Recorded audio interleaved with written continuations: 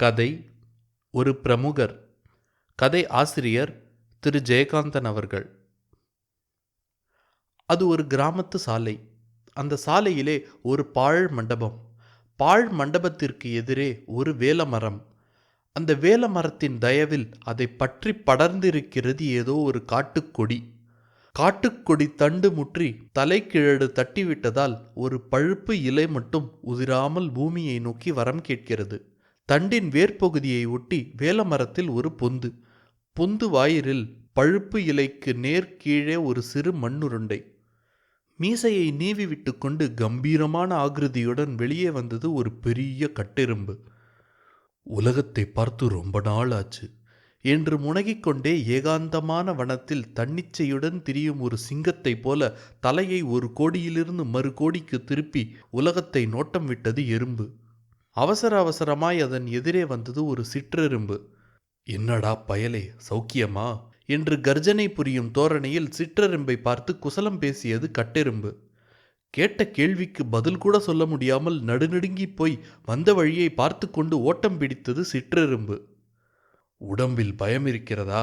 பிழைத்துக் கொள்வாய் போ என்று முனகிக்கொண்டே மறுபடியும் மீசையை நீவி விட்டு கொண்ட கட்டெரும்பு எழுந்து நின்றது. உலகத்தை பார்க்க தலையை நிமிர்த்தும் பொழுது, இதென்ன குறுக்கே என்னவோ மறைக்கிறதே. ஓ, இந்த மலைதானா? 2 அடி முன்னகர்ந்து வந்து மண்ணுரண்டையின் மேல் தனது முன் கையை வைத்துக்கொண்டு தலை நிமிர்த்தியது. சந்தையிலிருந்து திரும்பி வரும் மனிதர்களை பார்த்தது. கதாயுதத்தை பூமியில் ஊன்றிக் கொண்டு நிற்கும் பீமசேனனை பற்றி அதற்கு தெரியுமோ என்னவோ, அதன் பாவனை அப்படித்தான் இருந்தது. யாரது? மனுஷ பசங்களா? சுத்த சோம்பேறிகள். திடீரென்று அதற்கு ஒரு சந்தேகம் வந்துவிட்டது. உலகில் மனுஷ பசங்க ஜாஸ்தியா, நம் எறும்பு கூட்டம் ஜாஸ்தியா? யோசித்து யோசித்து பார்த்தது. அந்த கணக்கு அதற்கு சரிவரவில்லை. அவர்களில் யாரையாவது கூப்பிட்டு கேட்டால் என்ன? அதுவும் சரிதான்.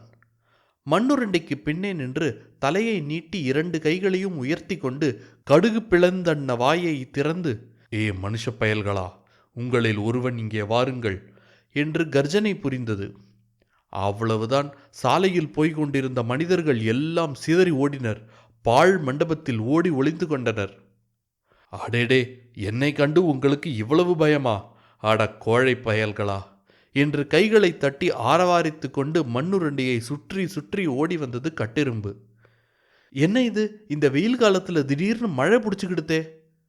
கோடை மழை அப்படித்தான். பாழ் மண்டபத்தில் இருந்த மனிதர்கள் பேசிக்கொண்ட வார்த்தைகள் எறும்புக்கு கேட்டது. மழையா என்று அதிசயித்தது எறும்பு. இது என்னடா, சுத்த பைத்தியக்காரத்தனமா இருக்கே. மழையாம்ல, நான் கூட வெளியே தான் நிற்கிறேன். வானம் என்னமோ இருட்டி இருக்கிறது வாஸ்தவம்தான். அதுக்குள்ள இவ்வளவு பயமா? சுத்த பயந்தாங்கொள்ளி பசங்க. மழையாம் மழை என்று அட்டகாசமாய் சிரித்து கொண்டு குதித்தது எறும்பு. இந்த மனுஷங்களே இப்படித்தான், ஒண்ணுமில்லாததுக்கெல்லாம் பிரமாதப்படுத்துவாங்க என்று மனிதர்களை நினைத்து வியந்து கொண்டிருக்கையில் வானம் பளீரென்று ஒளிவிட்டு பிரகாசித்தது. பாழ் மண்டபத்தில் ஒதுங்கிய மனிதர்கள் நடையை கட்டினர். எறும்பின் கேலிச்சிரிப்பு அவர்கள் காதில் விழவில்லை. சற்று நேரத்தில் பூமியில் படிந்த நீர்த்திவளைகளிலிருந்து ஆவி கிளம்பியது. உஷ்ணம் தகித்தது. மற்றொரு கூட்டம் சாலையில் நடந்து கொண்டிருந்தது. சபா, என்ன புழுக்கம் என்று ஒருவன் விசிறிக்கொண்டான். வேலமரத்தில் படர்ந்திருந்த கொடியிலுள்ள பழுப்பு இலையில் படிந்திருந்த நீர்த்துளிகள் ஒன்னொன்றாய் உருண்டு நடுக்காம்பில் சேர்ந்து பெரிய முத்தாய் திரண்டது. திரண்ட முத்து மெல்ல மெல்ல உருண்டது.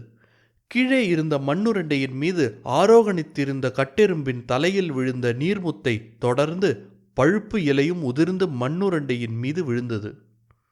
ஐயோ, பிரளயம் பிரளயம், வானம் இடிந்து விழுந்து விட்டதே என்று கத்தியவாறு பழுப்பு இலையை நீக்கிக் கொண்டு வெளியே வந்த கட்டெரும்பு மண்ணுரண்டை கரைந்திருப்பதை கண்டு கூக்குரலிட்டது.